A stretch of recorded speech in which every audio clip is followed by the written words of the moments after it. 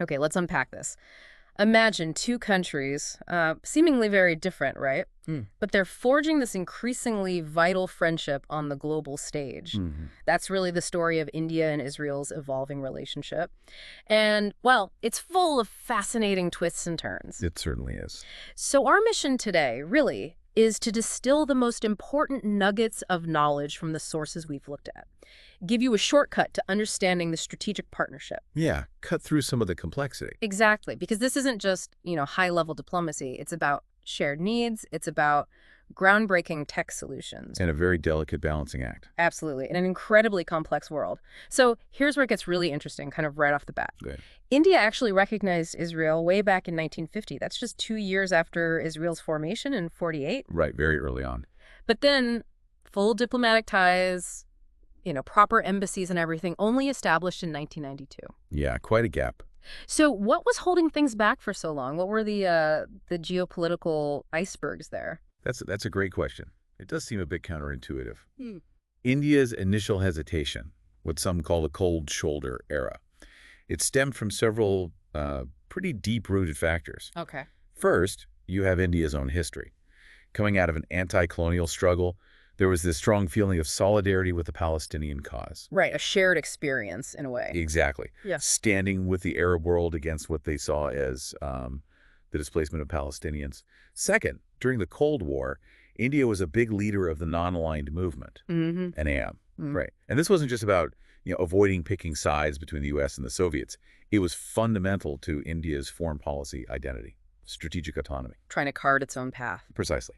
And since Israel was often seen as very close to the USA, India kept its distance, partly to maintain that non-aligned image. And And, crucially, to protect relationships with Arab countries, especially for vital oil supplies. the energy factor. Makes sense. Definitely. And there's a third piece, too. India needed political support from Arab and Muslim majority countries on sensitive issues, like Kashmir. I see. So openly friendly ties with Israel back then, that could have really complicated things. Okay, so a geopolitical cold shoulder for decades, driven by some very practical concerns and principles. But then, as you mentioned, came the big shift. Around 1991, 1992. What really changed globally to pave the way? Well, the early 90s were just this perfect storm of global changes that completely reshaped the landscape for India. How so? First, the big one, the end of the Cold War. The breakup of the Soviet Union just removed so many of those old geopolitical constraints. The old rule book was gone. Pretty much. Mm-hmm. At the same time, India was launching massive economic liberalization, opening up its economy. Right, the reforms of 91. Exactly. And that created this huge new need for advanced technologies for new partners.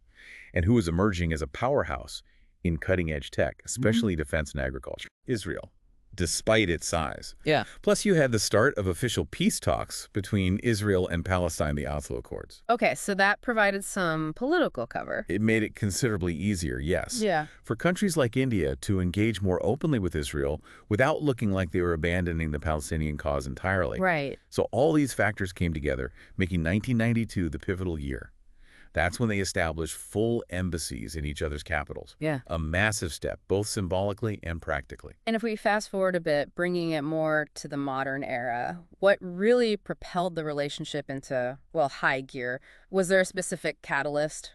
A change in leadership, perhaps? There absolutely was. The relationship got a really significant and very public boost after Narendra Modi became prime minister in 2014.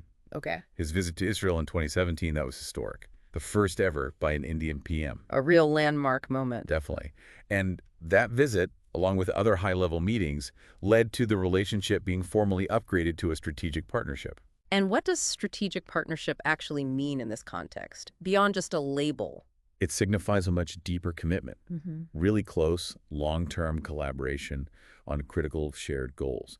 It's about moving beyond just transactional deals towards, well, a more integrated approach. Okay.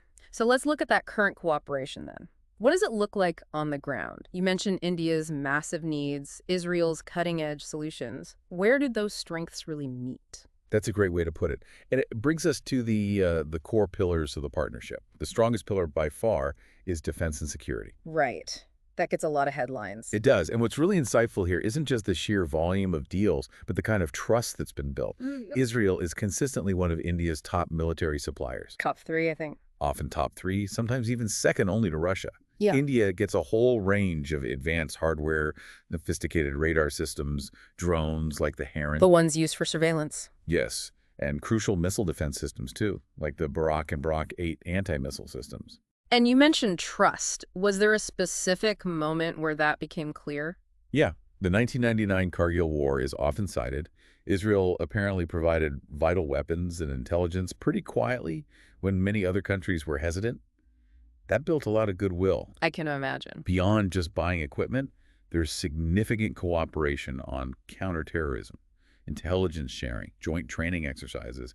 India's anti-terror forces learn a lot from Israeli expertise. And what about manufacturing? Is it all just imports? No, that's changing too. Yeah. Under India's Make in India initiative, we're seeing more Israeli companies partnering with Indian firms. Ah, so producing components domestically. Exactly, moving towards co-development and domestic manufacturing. Okay, so defense is huge. Let's shift gears slightly. Another critical area for India, maybe less obvious globally, but vital, agriculture. Absolutely vital. And it's really quite remarkable. Israel, a largely desert country, has become this world leader in making deserts bloom, as they say. With water tech, mainly? Primarily, yes. Their expertise in water management is immensely valuable for India, which faces huge water challenges itself. We're talking specific technologies like drip irrigation. Delivering water right to the roots. Precisely. Very efficient. And desalination, turning seawater into fresh water.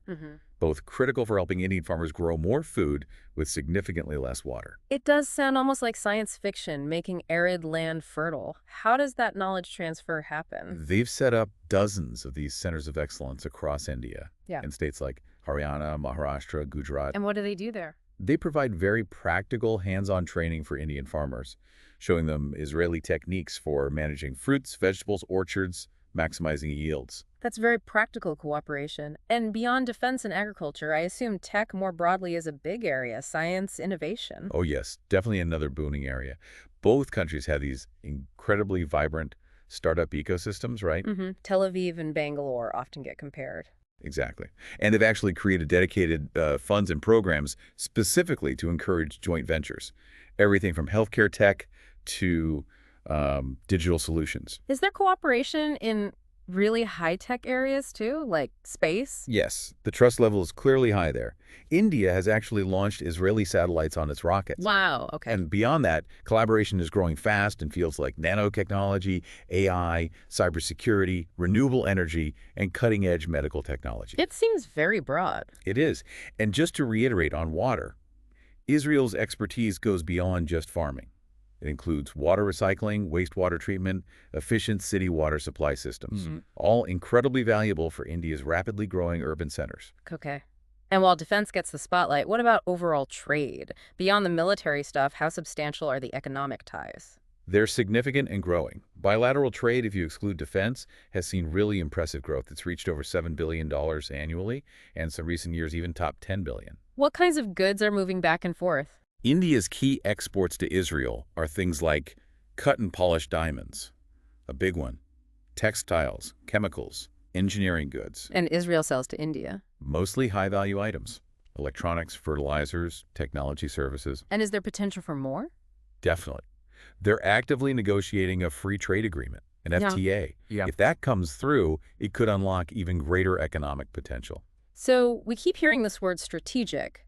When we label this partnership strategic, what does that truly mean? Beyond just, buying and selling things, what's the deeper significance for both nations? That's really the core of it, isn't it? Connecting this to the bigger picture, it's about shared challenges and mutual benefits that look far into the future. Like what specifically? Well, think about it. Both India and Israel are democracies, but they live in pretty complex neighborhoods. They face common threats, terrorism, managing difficult security landscapes. That shared experience helps. It helps them understand each other's needs on a pretty profound level, I think. For India, the partnership provides access to critical technologies. To modernize its military, yes, but also to boost agriculture, supercharge its tech sector, driving its own growth and self-reliance goals. And for Israel, what's the strategic game for them? For Israel, India is this massive growing economy, a democratic partner in Asia. That's hugely important for diversifying its relationships beyond just its traditional Western allies. So opening doors in Asia. Exactly. Securing a foothold in a vital global region. And a concrete example of this alignment, maybe surprising to some, is the I2U2 group. Right. India, Israel, the UAE, and the US. This new grouping is focused on practical economic cooperation, tech sharing, food security. It really showcases how India is actively building new alliances in the Middle East that strategically include Israel. Okay, that makes sense. But even with such a strong bond, it can't all be smooth sailing, right? How does India especially manage the complexities? How does it walk that tightrope? It's a constant test of diplomatic skill, no doubt. The Palestinian issue, for instance, remains a very delicate balancing act. How so? Has India's position changed? Well, India's stance has certainly become more balanced over time, you could say dehyphenated from its ties with Israel. But it still officially supports a two-state solution. It advocates for an independent Palestinian state alongside Israel. So it still holds that traditional position. Officially, yes. Remember, India recognized the state of Palestine way back in 1988. And you'll often see India voting differently from Israel in international forums like the UN on Palestine-related issues. Even while deepening ties with Israel itself. Exactly. That's the balancing act. Then you have the regional sensitivities. India maintains very important relationships with Arab countries and also with Iran. Countries often at odds with Israel. Precisely. So India has to be extremely careful not to upset these crucial relationships, especially given its huge energy needs from the Middle East and strategic investments like the Chabahar port in Iran. Right. Chabahar is key for access to Afghanistan and Central Asia, bypassing Pakistan. Absolutely vital. Then there's the trade imbalance we touched on. India buys a lot more defense gear from Israel than Israel buys non-defense goods from India. They're working on it, but it's a factor. Okay. Anything else? Well, people-to-people contact. While government and business ties are strong, they're actively working to boost tourism and cultural exchanges. Are there existing links? There are. Connections through Indian Jews who've migrated to Israel, for instance. And you also have thousands of young Israelis who travel to India, places like Goa or Himachal Pradesh, after their military service. Oh, the backpacker trail. Right, drawn by yoga, Ayurveda, spiritual tourism. So there are links, but they want to strengthen them. Now let's bring this right up to the present moment. Recent global events, like the reported Iran-Israel conflict, which apparently involved the U.S. back in June 2025. That must be putting this partnership under real stress, wouldn't you say? Oh, absolutely. That kind of conflict puts significant pressure on India's foreign policy. It really highlights the sheer complexity of this balancing act we've been discussing. India must be in a tough spot. A very tough spot, trying to meticulously balance its strong, growing relationship with Israel against its vital energy interests and strategic projects with Iran, like Chabahar. So what has India's official stance been? Remarkably consistent, actually, calling for de-escalation, urging both sides to avoid further conflict, pushing for peace. Why is stability there so critical for India? Because any major disruption in the Middle East hits India directly. It impacts crucial oil supplies, vital trade routes, especially through the Red Sea, and, importantly, the safety of the huge Indian diaspora living and working across the region. Millions of Indian citizens. Millions. So this kind of conflict really forces India to use all its diplomatic skill to navigate an incredibly challenging landscape while trying to safeguard its own vital interests, mostly through dialogue and that carefully calibrated, balanced approach. So we've really journeyed through quite an evolution here, the India-Israel relationship, from those cautious, almost cold beginnings to what's now a powerful strategic partnership built on shared interests and, it seems, mutual respect. I think that's right. At its core, this bond is founded on that mutual respect, shared democratic values, yes, but also incredibly practical cooperation. Defense and tech being key. Defense and technology are definitely the primary pillars, no question. But areas like agriculture, water, even education are steadily emerging as really significant growth points, deepening the relationship further. And India maintains its traditional positions. It continues to support peace in West Asia, maintains its official stance on Palestine, even as it maturely and quite confidently deepens its ties with Israel. It's managing both tracks. So it leaves you wondering, as these global dynamics keep shifting so rapidly, how might India's unique balancing act actually reshape regional alliances? And maybe more intriguingly, what other